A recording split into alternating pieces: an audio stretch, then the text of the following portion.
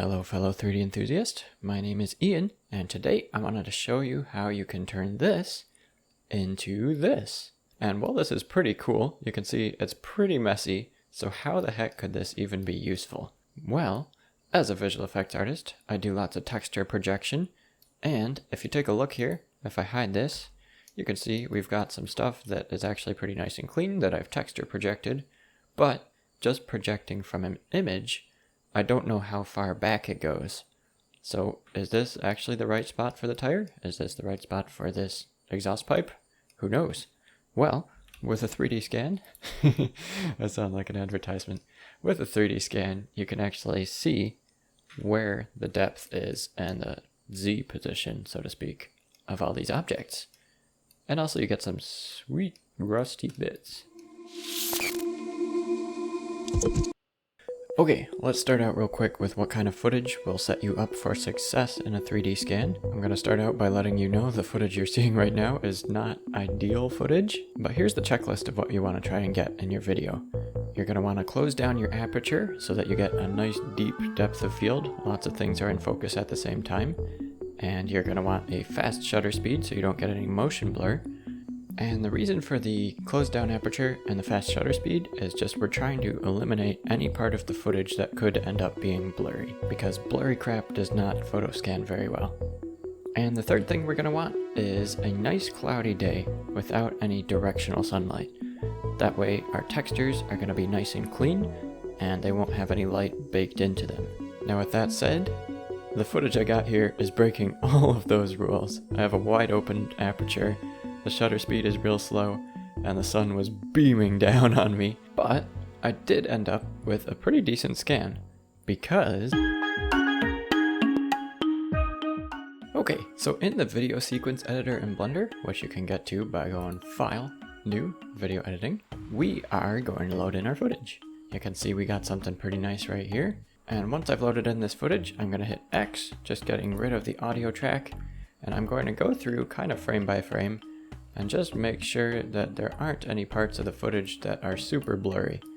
Now, kind of blurry background parts like this, I can forgive, but when it comes to really crazy motion blur like this, I'm going to hit K on one side of it, where it's nice and clear, and let's just scrub through the blurry part. Okay, this is a little bit better. Let's hit K, and then X, and just chop that part out. And we can ram it right up against the other part.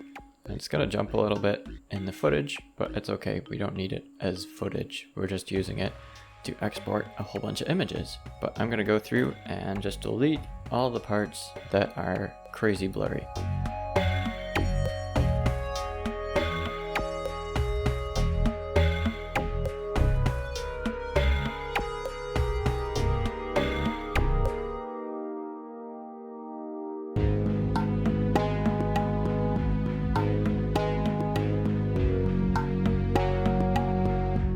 Okay, I think I've pretty much cut out all the blurriness, so now I'm just going to grab these segments and bump them up together. I'm hitting G to grab them and holding down Control to snap them to each other. If anybody knows of a better way to do this, definitely let me know. Alright, so here we have the conglomeration of all our efforts. Bunch of nice clear pictures. And what we're going to do now is we're going to select all of them. You can use a box select, and then let's go Control and G to put it into a meta strip or a group. And with this group selected, I'm going to go Shift A and add in an effect strip, speed control. And we can take this and just crunch it down. And basically this will be removing frames, and that way there's a little bit less for the software to calculate. It's a little bit less information, so you get a little bit less detail, but it does make the process a bit faster. And so once we've got this all crunched down, let's go ahead and set the end frame here.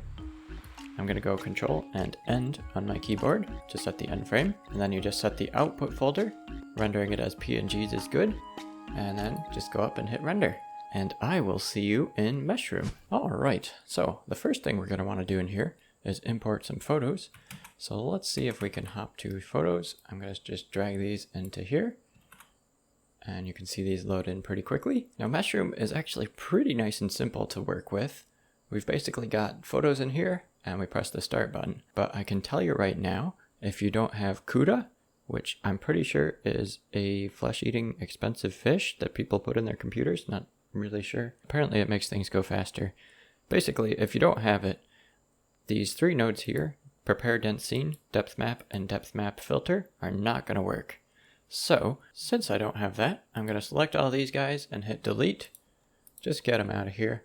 And we're going to take this structure from Motion, and we're going to take SFM data and plug that right into the meshing slot here. Now, I'm told doing this can remove some detail from your scan, so what you might want to do to make up for that is over in Feature Extraction, there's a describer density, which can control the image describer density flow medium, normal, high, ultra.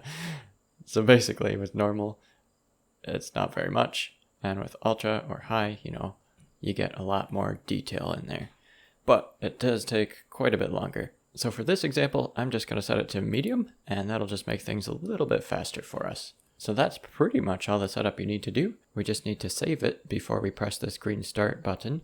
So let's go up there and just save it out real quick. Okay, got it saved out. Let's hit start, and I'll see you in a bit. Alright, so all these lines have become green. It's worked its way through the process, and over here, you can see we've got a nice point cloud. If we go over into Blender here, and we go File, Import, and OBJ, and if we go into the folder that we saved out, let's go into where it says Mushroom Cache and Texturing, and I keep saying mushroom and thinking I mean to say mushroom, so that's kind of confusing me. But in this folder, we should find an OBJ, and we can load this in. It might take a second. Hey, look, we got some garbledy-gook. Let's delete the default cube and see if we can kind of rotate this correctly. From the front axis here, I'm just rotating it 180 degrees about. And so let's rotate that on the Y. Maybe something like this. That seems vaguely accurate. Let's go to top view real quick, and you can see there's some straight lines here that we can line up. And now, I believe the default engine is Eevee, so if we hit rendered view, and we can take a look at this, you can start to see something pretty nice looking. But let's actually switch the shader up. I'm going to go from a principled to an emission, and I'm going to press the dot next to color, and let's switch that to image texture, and load in texture. And now you can see we've got our photo scan here, and this is going to be some beautiful 3D reference for our visual effects scene. Alright, so if you found this useful and you're interested in learning a bit more about visual effects in Blender, I've created a completely free tutorial for you that just goes over 5 different tips for integrating your CG creations into real-life footage. So if that sounds interesting to you, definitely go ahead and check that out. There's a link in the description. But hey, I'd say we're done here. I hope you have an excellent day, and cheers!